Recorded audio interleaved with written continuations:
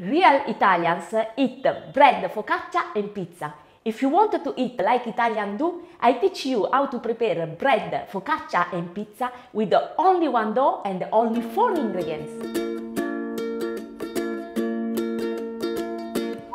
Ciao a tutti, I am Tony Allegra. If you want to learn how to prepare funny, simple and real Italian recipe, you are in the right place. Today I wanted to teach you, listen well, how to prepare with only one dough, truly Italian Napolitan pizza. One beautiful focaccia to use for your picnic and your parties, and bread for everyday use in your meal.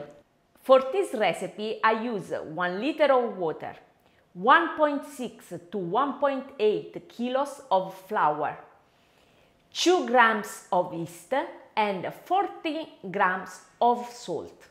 My English is disaster. I speak with you in Italian, on the subtitle.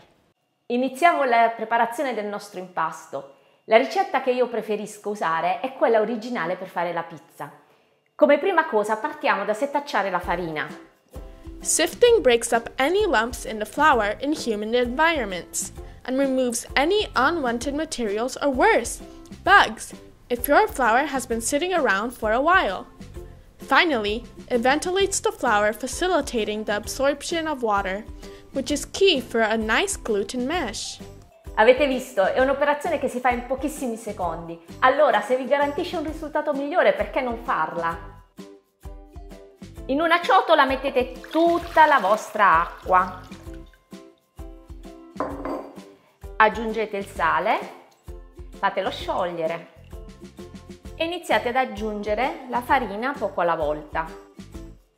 Anche questo modo di aggiungere la farina mi aiuta a non far formare i grumi nell'impasto e ad accelerare leggermente la formazione del glutine. A questo punto prendo il mio lievito, lo metto nella farina, lo mischio un po' con la farina e continuo ad inserire la farina. Avete notato? Tutti i nostri ingredienti sono stati già utilizzati. Io aggiungo la farina poco alla volta anche per un altro motivo. Capisco, lavorando, qual è la quantità di farina che assorbe la mia acqua. Sapete che ogni farina ha un diverso assorbimento dell'acqua. Quindi io cerco di ascoltare il mio impasto e di non eccedere nell'uso della farina. Se guardate l'info box qui sotto dove vi ho messo i miei ingredienti, noterete che ho usato un'oscillazione per la farina che va da 1,6 kg a 1,8 kg. La ragione è proprio questa, perché non so che tipo di farina utilizzerete e quindi probabilmente ne avrete bisogno in quantità diversa dalla mia. Il mio impasto sta iniziando a prendere corpo e diventa sempre più pesante lavorarlo. Guardate che tecnica uso. Da giù lo porto su e con un pugno faccio pressione all'interno dell'impasto. Allora, non voglio aggiungere più farina perché il mio impasto è arrivato al punto di pasta. Adesso che faccio? Chiaramente è pesante lavorarlo nella ciotola. Lo metto sul mio piano. Mi lavo le mani nella farina, è facilissimo ripulirsi le mani. Versiamo sul piano. Adesso lo dovete lavorare finché non diventa bello liscio. Per fare un buon impasto ci vogliono sicuramente dai 15 ai 20 minuti di lavorazione. Se avete una impastatrice 15 minuti sono sufficienti. Mi spiace che da una telecamera non si riescono a percepire le sensazioni che si provano lavorando un impasto. Vi dico, è una cosa molto bella, è una cosa che a me personalmente rilassa. Poi guardate un po' questo impasto, non è per niente appiccicoso, ma nello stesso tempo è morbido ed è umido. Mi piace picchiare la massa, quindi è una delle mie operazioni preferite e non posso evitarla. La piego pure in questa maniera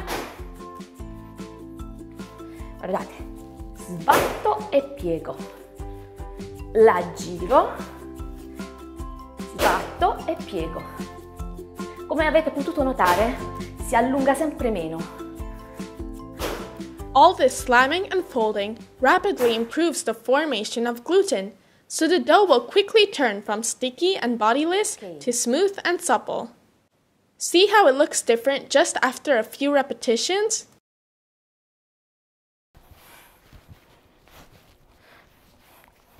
Fare l'impasto è una ginnastica fantastica.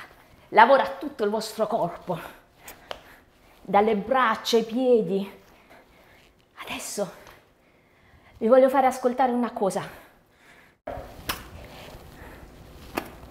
Quando inizierete a sentire questo rumore, questo significa che è pronta. Potete smettere di impastare. Ecco a voi i 3 punti fondamentali per ottenere un ottimo impasto. Primo, iniziate da tutta la vostra acqua e aggiungete la farina poco per volta. 2, non mettete mai il sale a contatto del lievito. Sciogliete il sale nell'acqua. Unite all'acqua circa metà del peso della vostra farina e poi potete iniziare ad inserire anche il lievito. 3, impastate finché non sentirete scoppiettare l'impasto tra le vostre mani. Vediamo quanto pesa questo impasto.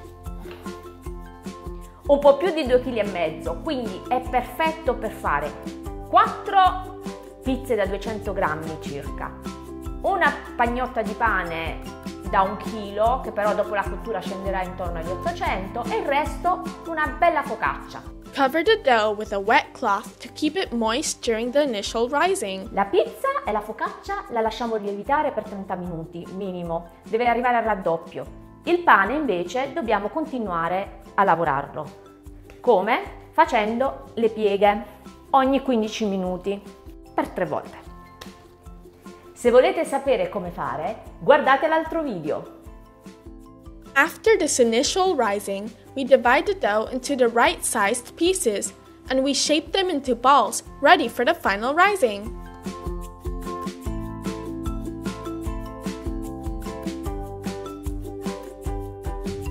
L'impasto fino qua è uguale per pane, pizza e focaccia. Anche la lievitazione è uguale per tutte e 3. Quante ore di lievitazione? Sono 6 ad una temperatura che può variare tra i 22 e i 28 gradi. Come fate a capire quando il pane è lievitato? Lo si vede, ma con un po' più di esperienza potrete anche sentire l'odore e accorgervi di altri piccoli particolari. This is really a universal dough. If you learn to make it, then you do not need to worry about which dough recipe is the best for bread, pizza, or focaccia anymore. And now, let's enjoy the final preparation steps.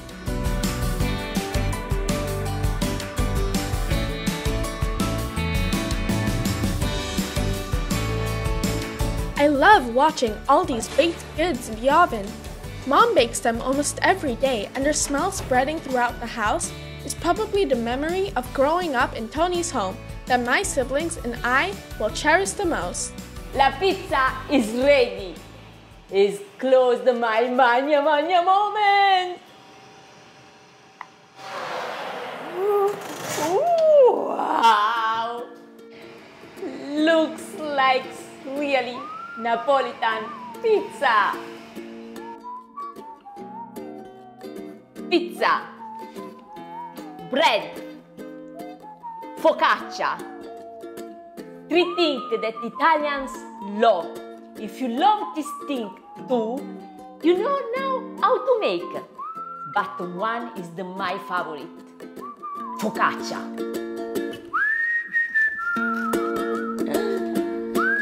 Guardate qui.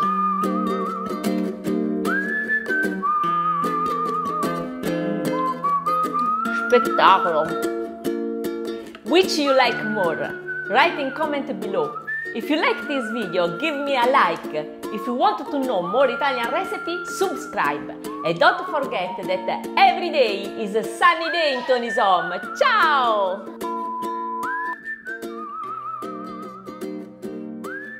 So yummy! Every day is a sunny day in Tony's home. Ciao!